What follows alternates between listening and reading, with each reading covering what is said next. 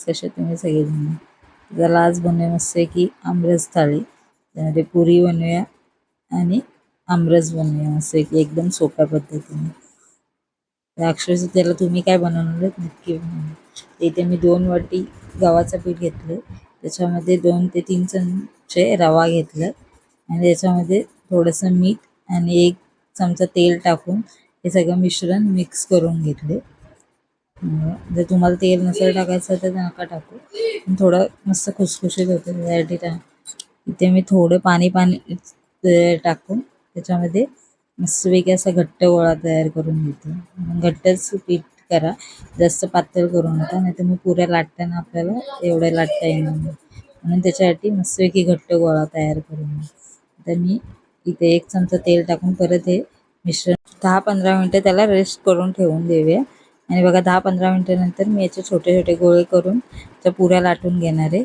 त्या गोळ्या केल्यानंतर त्याच्यावर थोडे तेल टाका, कारण पुरी जर पिठात लाटली तर आपण ते पीठ सगळं तेलात उतरतं आणि तेल घाण होतं. म्हणून अशा पद्धतीने जर तुम्ही पुरीवर तेल लावून तर तेलावर थोडंसं जास्त तेल घेऊन लाटली तर आपले तेल पण जास्त खराब होत नाही आणि पुऱ्या चांगल्या होतात. तिथे मी पुऱ्या सगळ्या लाटून ठेवून दिल्या, त्याच्यामुळं त्या चांगल्या तशाच राहतात.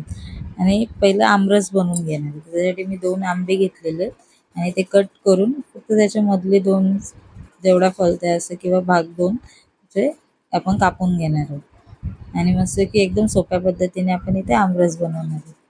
तर बघा इथे आंबा काऊ हे घेतली आहे, खाली एक भांडं घेतलं आणि त्याच्यावरती जे आपण पुरणाची चाळणी असते ती चाळणी घेऊ. त्यामध्ये फक्त आंब्याच्या फोडी आपण मॅश करत जायचं, म्हणजे त्याच्यामध्ये जास्त टेन्शन नाही आणि पटकन आपला आमरस पण रेडी होतो.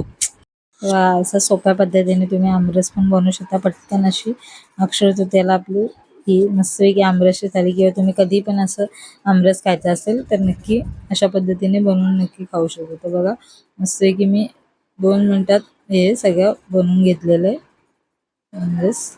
मस्त आमरस आपला रेडी झालेला आहे. बघा दोन्ही आंब्यांचा माझा एवढा आमरस झालेला आहे.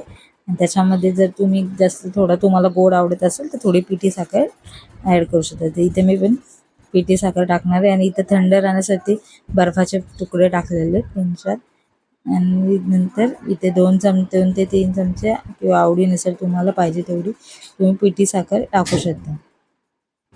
हे बघा आणि त्याला मस्तपैकी मिक्स करून घ्या.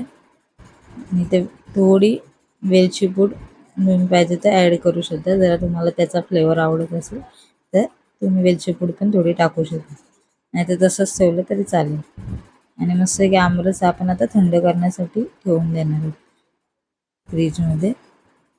तुम्हाला घट्ट वाटत असेल तर दूध टाकलं तर चालेल, नाही टाकलं तरी त्याच्यामध्ये तुम्ही थोडंसं, कारण आपण आईस टाकलं त्याच्यामुळे पाणी तर होणारच आहे, त्यामुळे तुम्ही पाणी टाकू शकता. तर इथे मी थोडी वेलची पूड पण टाकलेली आहे याच्यामध्ये. बघा मस्तपैकी आपला टेस्टी आमरस रेडी झालेला आहे इथे. बघा किती मस्त असा आमरस रेडी झाला. तर आपण आता मस्तपैकी अजून थंड करण्यासाठी फ्रीजमध्ये ठेवणार आहोत, कारण आपल्याला पुऱ्या बनवायच्या. तर मी मगाशीच सर्व पुऱ्या बनवून घेतल्या होत्या आणि आता आपण हे तेल बघा गरम तापलेलं आणि त्याच्यामध्ये मस्त पुऱ्या एक एक करून सोडणार आहे. आणि बघा किती एक पुरी टाकली आणि मस्त हाय फ्लेम मस्तपैकी आपली या पुरी फुटलेली आहे. पलटी करून घ्या. मस्तपैकी आपल्या बघा पुऱ्या फुगलेल्या अशा गरम गरम पुऱ्या आणि आमरस असेल तर काय पाहिजे. मस्तपैकी अशा गरम गरम पुऱ्या आणि आमरस नक्की. जर रेसिपी आवडली तर लाईक सबस्क्राईब करायला विसरू नका. बघा अशा पद्धतीने सर्व मी पुऱ्या तळून घेणार आहे व्यवस्थित सोप्या पद्धतीने. मस्त पुऱ्या फुगत आहेत बघा आपल्या. थोडा वेळ तुम्ही ठेवून दिलं तरी ते पुऱ्या लाटून अजून त्या मस्तपैकी तशाच राहतील आणि मस्त कुरकुरीत आणि चांगल्या पुऱ्या फुगलेल्या पुऱ्या रेडी होतील. जर तुमच्याकडे कोण असेल तर तुम्ही पटकन अशा पण एक जण लाटते तर एक जण तळून अशा पण पद्धतीने करू शकता. बघा मस्तपैकी आता पुऱ्या रेडी आहेत. इथे मी आता थाळीमध्ये बघा वांगा बटाट्याची भाजी तर पहिली मी ऑलरेडी सांगितलेली आहे. त्यामध्ये पुरी, ते लोणचं पण मी कैरीचं, इथे भजीची रेसिपी ऑलरेडी माझ्या याच्यामध्ये. आणि मी इथे साबुदाणा पापड तळलेले. जसं तुम्हाला काय पाहिजे तसं तुम्ही करू शकता, कोणती भाजी वगैरे पाहिजे तर इथे बटाटा वगैरे जर पाहिजे तर रेसिपीच्या लिंक मी ते देते. जर ही आवडली तर नक्की लाईक, सबस्क्राईब करायला विसरू नका. Thank you for watching.